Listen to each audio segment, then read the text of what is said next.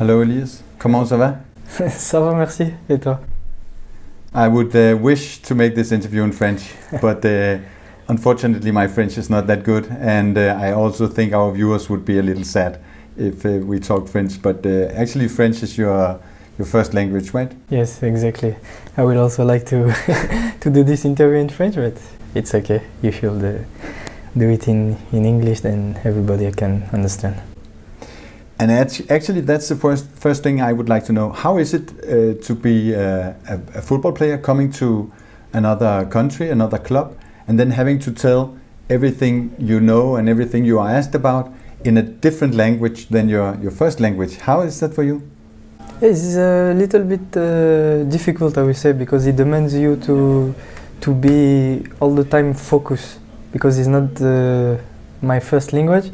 So when I'm talking, because I also talk Portuguese, for example, when I'm talking Portuguese or English, it's something that who cost me a little bit more energy, because I need to really focus on that, because if I'm not focused, I don't understand. But we understand your English fully. You are actually really good and fluent in English. And so just take your time and give us some long answers, please. I will not say that, but I think my English it's good enough, but it's not perfect. I should improve also my English. We understand you perfectly. That's good. And I just asked you in French, how are you? And then I'll ask you again now. How are you? How are you feeling? I feel good. I feel better and better. Day after day, working hard every day to be back, and yeah, I feel that I'm on the good way. Are you happy to be in Copenhagen? Yes, of course. as I said before, I really love this club, the place, the city, the fans. I really enjoy being here, and it's a huge pleasure for me to be here. And actually, I was looking at your stats. You've been playing 63 matches in a year and a half, and you came here. I was in Iceland when you had your debut with Breiðablik, and I have to be honest. That's actually not what I remember from that match. That's not you coming on the pitch, but you actually in the 71st minute you had your debut up there, and then it's been actually brilliant for you, and we'll get back to that. But then short before Christmas you had a surgery. You had something with your groin, and you had a surgery. So how are you feeling after the surgery? I feel better than I was before. Not perfect yet, but I'm on the way to be at 100% with no pain. I'm working hard every day for that. It cost me a lot of energy, a lot of work, but yeah, that's my job, and that's what I love to do also. So I just need to continue, and soon I hope that I can be back. I looked it up. I had to look it up in English. It's called sportsbrok in Danish, but it's called sports hernia in English. And it's, as I said, in lyskeskade, in the groin. When I looked at it, I saw that it's often seen in sports where you have to make sudden changes of direction, and then that's how we know you as a football player. Also, I know. You like to challenge your opponent, you like to go into duels. That's actually why you're Adam's favorite player in Copenhagen. It makes you a very special player and a valuable player. So how is it for you suddenly to have an injury that's directly combined with the way that you play? It's something that is really difficult, because as you say, that's those capacity who makes me I would say a different player. And as you can see, since the summer I was not playing as you have used to see me before, and I think that's the only response I can give to you guys. It was really difficult. It was it was a tough time, and I hope that's behind me now, and with a lot of work I can be back and at my 100%. Yeah, we've seen you running a lot in the training ground, so we know that you can run and you can run fast. I could see yesterday, but you have to also, of course, be able to make those sudden moves and play the way you want to play. So when do you think you will be ready again? For me, I will say I will be very disappointed if I'm not on the squad for the first game for this year. Like, to be honest, I will be very disappointed. I cannot guarantee, but I have one aim, and it's just to be on the squad, and for the first game we have on the. I think I don't remember if we play in Germany or if we play here in Parken. Here first. Okay, so I will be very disappointed if I'm not at least on the bench for that game. We hope very much to see you there, ready. Before we talk about the year before, you had a marvelous season, fantastic season. But actually, you had two other injuries in the last last half of last year, the first part of the season. So you were not really lucky this season. Yeah, but I think this injury is a little bit more I would say boring and more annoying than the other ones. The other ones was more about also the preparation. I don't think I was well prepared. I remember it was that time when I came from Viborg. It was also a difficult moment with the transfer, and everything went so fast for me that I think I was also not prepared physically.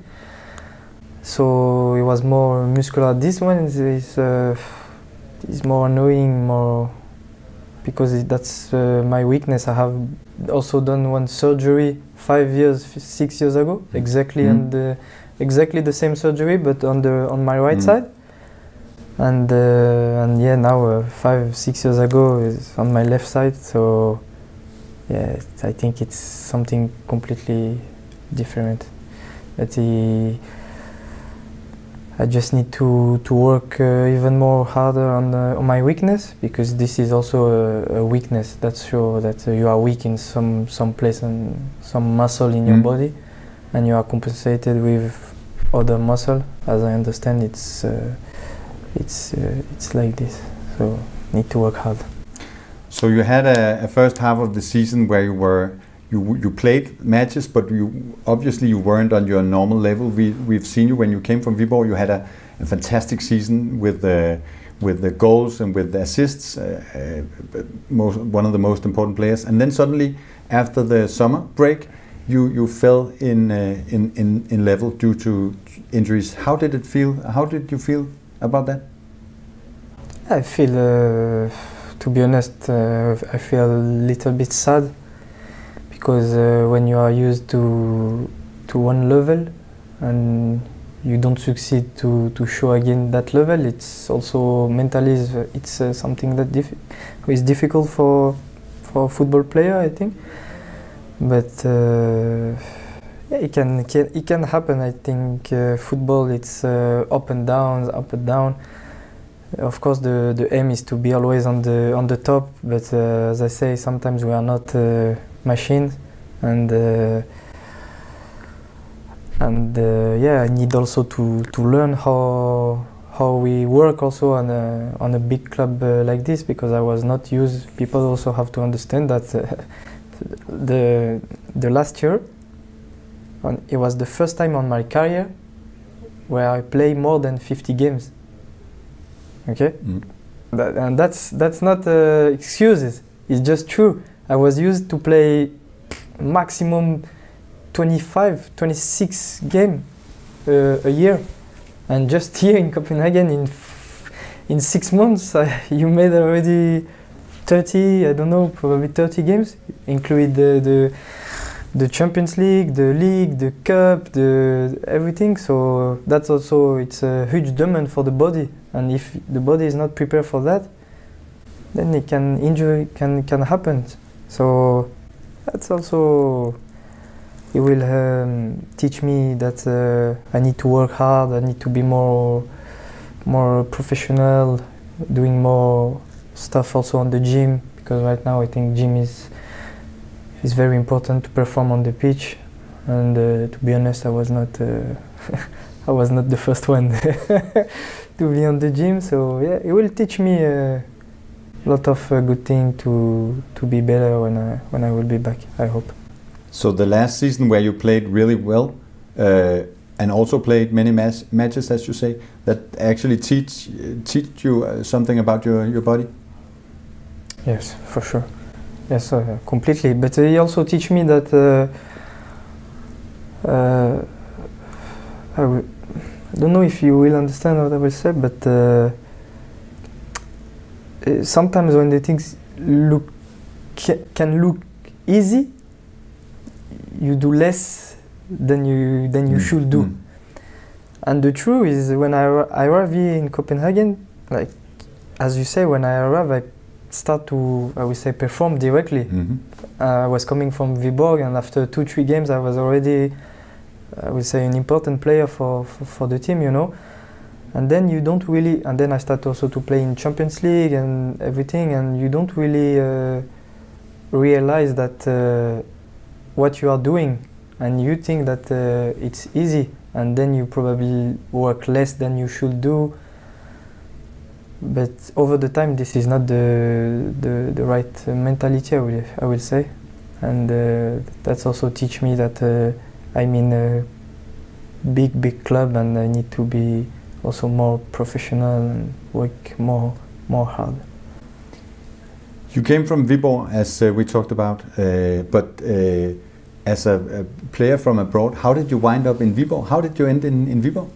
Yeah, I was in Portugal in that time, and as I said a lot of times before,